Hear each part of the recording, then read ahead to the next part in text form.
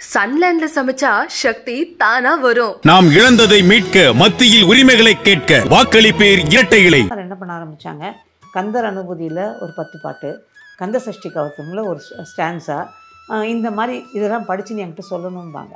So அதனால் அதை படித்து அவங்ககிட்ட ஒப்பிக்கிறது என்னோடய வேலை. ஒரு 15-20 வருஷமாக வந்து பாபா மேலே ஒரு பயங்கர ஈடுபாடு. ஸோ பாபாவை எப்பவும் என்னோட தகப்பனாகவும் ஆஞ்சநேயர் என்னோட மகனாகவும் தான் சொல்லுவேன். நான் படம் வாங்கி பூஜை பண்ண ஆரம்பித்தேன். ஒரு பழக்கம் உண்டு, அந்த வால்லேருந்து பொட்டு வச்சுட்டு வருது அப்படிங்கிறதெல்லாம். அப்போது வந்து எல்லோரும் பயமுறுத்துனாங்க, நீ வந்து ஆஞ்சநேயர். ஒரு இடம் வாங்கியிருந்தோம். அந்த வாங்கின இடத்துல வந்து அவர் ஒரு கிறிஸ்டியன் நண்பர். அவர் என்ன பண்ணார், ஆஞ்சநேயர் சிலைமா எனக்கு கிடச்சிது, அதை வச்சுருக்கிறேன். அந்த அண்ணன் வந்து கேட்டாங்க. அந்த அண்ணன்ட்ட வந்து சொன்னேன், ஆனால் கொடுத்துட்றேன்னே அப்படின்னு. அன்னைக்கு ராத்திரி என்னோடய கனவுல வந்து ஒரு குட்டியாக ஒரு குரங்கு வந்து என் கழுத்தை கட்டிக்கிட்டு நான் போகமாட்டேன். நான் சாமி கும்பிட்றது ஒரு 10 நிமிஷம் தான். ஆனால் அந்த 10 நிமிஷமாக ஆத்மார்த்தமாக கும்பிட்டுக்கிறேன். அசாதே சாதக சுவாமி அசாத்தியம் தப கிம்பதா ஸ்ரீ ராமதூத கிருபா சிந்தோ. வணக்கம் நேயர்களே, கண்ணதாசன் ஐயா அவர்களுடைய மகள் ரேவதி சண்முகம் நம்ம கூட இருக்காங்க. அவங்க கிட்ட பேசலாம். வணக்கம். வணக்கம்மா.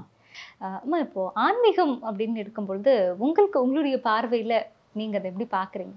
ஆன்மீகம் அப்படிங்கிற போது நம்மளை மீறின நமக்கு அடுத்து பெரிய சக்தி, நம்மளை இயக்கிக்கிட்டு இருக்க சக்தி, அந்த சக்தியை வந்து இன்றைக்கி நம்ம இறையாக கும்பிட்டுட்ருக்கோம். ஸோ அப்படி தான் அது நமக்கு மேலே உள்ள ஒரு சக்தி நம்மளை இயக்கிட்டு இருக்குது. அந்த சக்தியை வந்து நம்மளோட இணைச்சி வாழ்ந்துக்கிட்டு இருக்கோம்.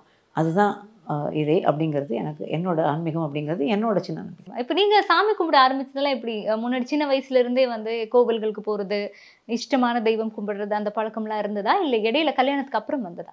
எனக்கு வந்து ஆக்சுவலாக கோவிலுக்கு போய் அம்மா வீட்டில் இருக்கும்போது ரொம்ப கோயிலுக்கு போனதில்லை.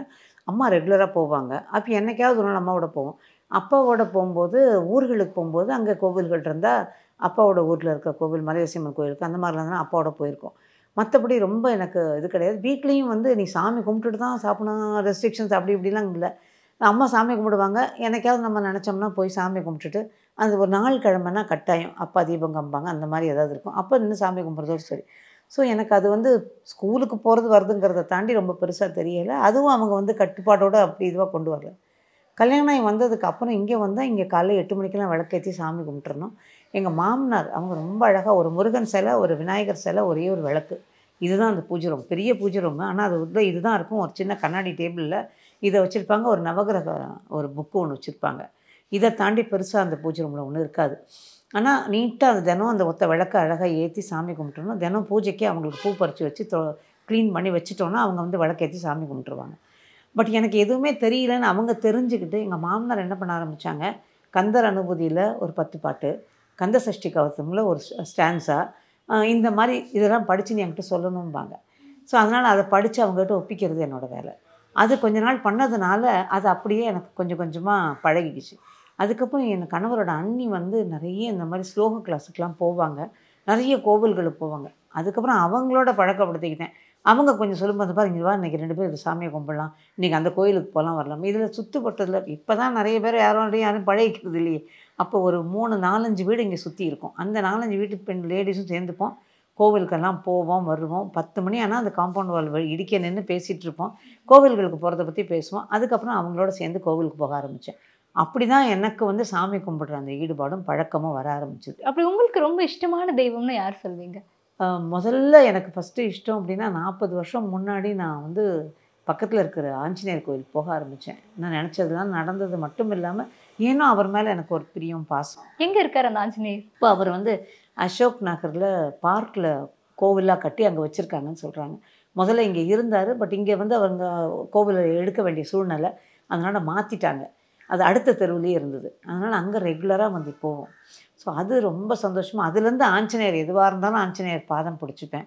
அதுக்கப்புறமா சின்ன வயசில் பாபா கோயிலுக்கு தான் போயிருக்கேன். அது ஒரு வேகாக தான் ஞாபகம் இருக்குது. அதுக்கப்புறம் இப்போ வந்து ஒரு 15-20 வருஷமாக வந்து பாபா மேலே ஒரு பயங்கர ஈடுபாடு. ஸோ பாபாவை எப்பவும் என்னோட தகப்பனாகவும் ஆஞ்சநேயர் என்னோட மகனாகவும் தான் சொல்லுவேன் நான். இவங்க 2 பேரும் என்னோட துணைக்கு எப்போ இருந்தாலும். சூப்பர். இவங்க நிகழ்த்தின மிராக்கிள் உங்களுடைய லைஃப்ல ஏதாவது இருக்கா? நிறைய இருக்குமா. நம்ம ஆஞ்சநேயர் வந்து நான் வந்து ஒரு வேண்டுதலாக செஞ்சுக்கிட்டு ஒரு 35 வருஷம் முன்னாடி ஆஞ்சநேயர் படம் வாங்கி, இல்லை 40 வருஷம் இருக்கும், ஆஞ்சநேயர் படம் வாங்கி பூஜை பண்ண ஆரம்பித்தேன். ஒரு பழக்கம் உண்டு, அந்த வால்லேருந்து பொட்டு வச்சுட்டு வர்றது அப்படிங்கிறதெல்லாம்.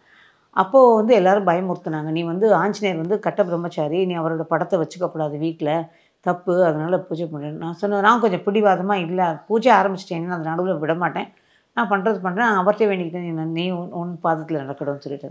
அதுக்கப்புறம் கொஞ்சம் பூஜையெல்லாம் பண்ணி இப்போ ஒரு 20 வருஷம் இருக்கும். 20 வருஷத்துக்கு முன்னாடி திடீர்னு வந்து நாங்கள் ஒரு இடம் வாங்கியிருந்தோம். அந்த வாங்கின இடத்துல வந்து அவர் ஒரு கிறிஸ்டியன் நண்பர். அவர் என்ன பண்ணார், இவங்ககிட்ட உங்கள் ஒய்ஃபை பார்க்கணுன்னே என்ன இவங்க கூட்டிகிட்டு போனாங்க. அப்போ அவர் ஒய்ஃப் என்ன சொன்னாங்கன்னா, அவரோட மனைவி என்ன சொன்னாங்கன்னா, எங்கள் வீட்டில் ஒரு சிலை ஒன்று வச்சுன்னு இருக்கிறாருங்க, அவருக்கு என்ன பண்ணுறதுன்னு தெரியல, எனக்கும் என்ன பண்ணுறதுன்னு தெரியல, இவர் போயிட்டு பூவை பறித்து வச்சுட்டு எதையோ சொல்லிட்டு வருவார் அப்படின்னாங்க.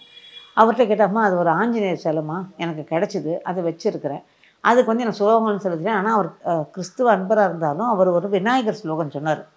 அவருக்கு ஆஞ்சநேயர்கிட்ட இருந்து விநாயகர் ஸ்லோகத்தை சொல்லிக்கிட்டு இருந்திருக்கேன். அப்புறம் அவர் வந்து சொன்னார், நான் இவ்வளோ சொல்லிக்கிட்டே இருக்கிறாம்மா, நீ வேணால் அதை எடுத்துகிட்டு போய்ட்றியான்னாரு. ஐயோ ரொம்ப சந்தோஷம், கொடுங்க ஏன்னு அந்த விக்கிரகத்தை வாங்கிட்டு வந்து எங்கள் வீட்டில், அவர் எங்கள் வீட்டுக்கு வந்து 20 வருஷத்துக்கு எடுத்துகிட்டு ஆயிடுச்சுன்னு நினைக்கிறேன் வந்து. அதனால் அன்னைக்கு அதுவும் அவர் வந்ததுக்கு அப்புறமும் கூட நிறைய பேர் பயமுறுத்துனாங்க, விக்கிரகமாக வேறு வச்சுருக்கா, புரியாமல் பண்ணுறியே அப்படின்னு. ஆனால் நம்புவீங்களா மாட்டீங்களா, சரி இதை கோவிலில் கொடுத்துடலாம், யாராவது கேட்குறாங்க அப்படின்னா, ஊரில் மதுரையில் வந்து ஒரு கோவில் நிர்மாணம் பண்ணுறாங்க, அந்த கோவிலுக்கு வேணால் கொடுத்துட்றியான்னு அங்கே சண்முகநாதன் அண்ணன்னு சொல்லிட்டு என் கூட பிறக்காத சகோதரர், அந்த அண்ணன் வந்து கேட்டாங்க. அந்த அண்ணன்ட்ட வந்து சொன்னேன், ஆனால் கொடுத்துட்றேன்னே அப்படின்னு. அன்னைக்கு ராத்திரி என்னோடய கனவில் வந்து ஒரு குட்டியாக ஒரு குரங்கு வந்து என் கழுத்தை கட்டிக்கிட்டு, நான் போக மாட்டேங்குது. எனக்கு இவர் ஆஞ்சநேயர் சொன்ன மாதிரியே ஒரு உணர்வு. அதுக்கப்புறம் நான் வந்து அப்படியே அந்த எண்ணத்தையே விட்டுட்டேன். என் காலம் வரைக்கும் நான் உன்னை பார்த்துக்கிறேன், எனக்கு அப்புறம் நீ முடிவு பண்ணிக்கோன்னு அப்படியே விட்டு இப்போ வச்சுருக்கேன் அவரை. இதே போல் பாபா அவர் உங்களுடைய கனவுல வந்து ஏதாவது சொல்லியிருக்காரா? பாபா வந்து நிறைய மிராக்கிள்ஸ் எனக்கு எப்படி சொன்னேன், என் பொண்ணுக்கு வந்து அவள் குழந்தை பிறக்கணும்னு வேண்டிக்கிட்டு இது பண்ணும்போது சத்சரிதம் படிக்க ஆரம்பித்தா. அவள் படித்து முடிக்கிற அன்னைக்கு பொன் குழந்தை அவளுக்கு பிறந்துருச்சு. அவள் தான் சொல்லுவாள், இப்போ வரைக்கும் அவளுக்கு தான் சொல்லுவாள், அது பாபாவோட கிஃப்ட்டு பாப்பா, அதனால் பாபா தான் டிசைட் பண்ணுவார் அவருக்கு படிப்புலேருந்து இல்லைன்னா. பாப்பாவும் அதே மாதிரி அவள் என்ன முடிவு பண்ணுறாளோ கடவுள் அருளால் இன்னை வரைக்கும் பாபா தொடர்ந்து பண்ணுறாங்க. நிறைய விஷயங்கள் டே டு டேன்னு சொல்லணும். என் கணவருக்கு ஆப்ரேஷன் ஆன போதும் அவங்ககிட்ட தான் போய் நின்னேன் நான். எல்லாமே அது இன்றைக்கும் அவர் எதுவாக இருந்தாலும் ஒரு சின்ன, இப்போ உங்கள்கிட்ட பேச வரதுக்கு முன்னாடி கூட அவங்க 2 பேர் பாதம் தொட்டு தான் வணங்கிட்டு வந்தேன். நான் பேசுகிறது கரெக்டாக இருக்கணும், சரி பண்ணு அப்படின்னு சொல்லி வேண்டிக்கிட்டு தான் வந்தேன். அந்த மாதிரி எல்லாத்துக்குமே என் கூடவே இருக்காங்க. இப்போ இவங்களுக்கு நைவேத்தியம் பண்ணுறது, இல்லை விளக்கு ஏற்றுறது, ஸ்லோகம் சொல்கிறது, அதெல்லாம் எந்த மாதிரி? எனக்கு வந்து தினம் கட்டாயம் எல்லா சுவாமிக்கும் ஸ்லோகம் சொல்லுவேன். நான் வந்து இது அப்பாவோட கிருஷ்ண கவசம் அது கட்டாயம் சொல்லுவேன்.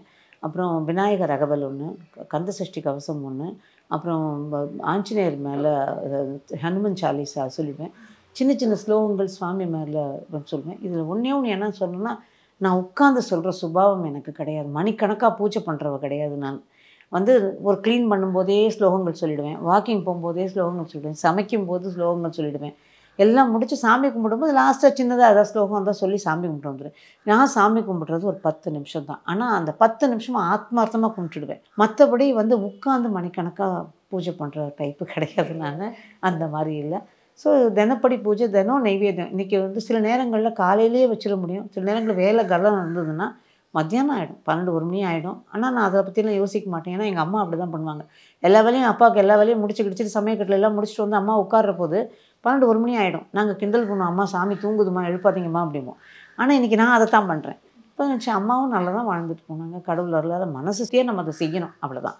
அதனால் காத்தால பண்ணிவிடுவேன், முடியாத அன்னைக்கு மத்தியானம் ஆனாலும் கவலைப்பட மாட்டேன். பட் ரொம்ப நேரம் உட்காந்து அந்த வழக்கம் கூட தினம் என்ன இருக்கோ நைவேத்தியம், ஒரு நாள் பழம் வச்சுருவேன், ஒரு நாள் எதுவுமே இல்லைன்னா 2 பிஸ்கெட் வச்சு சாமி கும்பிட்டுடுவேன், அது கூட பண்ணிவிடுவேன். ஆனால் தினம் கூடின மட்டும் சாதம், முந்திரி பருப்பு அந்த மாதிரி ஏதாவது அது கூடின மட்டும் பண்ணிவிடுவேன். இப்போ எல்லாருமே வந்து இந்த ஸ்லோகம் சொல்லி கும்பிட்டா எல்லாத்துக்குமே நல்லதுன்னு பொதுவாக ஏதாவது ஒரு ஸ்லோகம் சொல்லித்தாங்களே? இப்போ எனக்கு வந்து என்னோட நம்பிக்கைமா, இது வந்து நான் இதுவாக சொல்லலை, என்னோட நம்பிக்கையை சொல்லணும்னா, எனக்கு வந்து ஒரு 40-45 வருஷம் முன்னாடி எழுத்த வீட்டில் இருந்த மீனாக்கான்னு சொல்லிவிடுவேன்.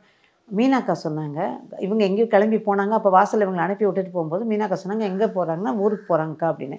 அப்படி போகிறதா இருந்தால் அசாதே சாதக சுவாமன் அப்படின்னு ஒன்று சொல்லு. அசாதே சாதக சுவாமன் அசாத்தியம் தப கிம்பதா ஸ்ரீ ராமதூத கிருபா சிந்தோ மத்காரியம் சாதே பிரபோ, எல்லா காரியமும் நல்லா சாதிக்க வேணும், அது ஒன்று.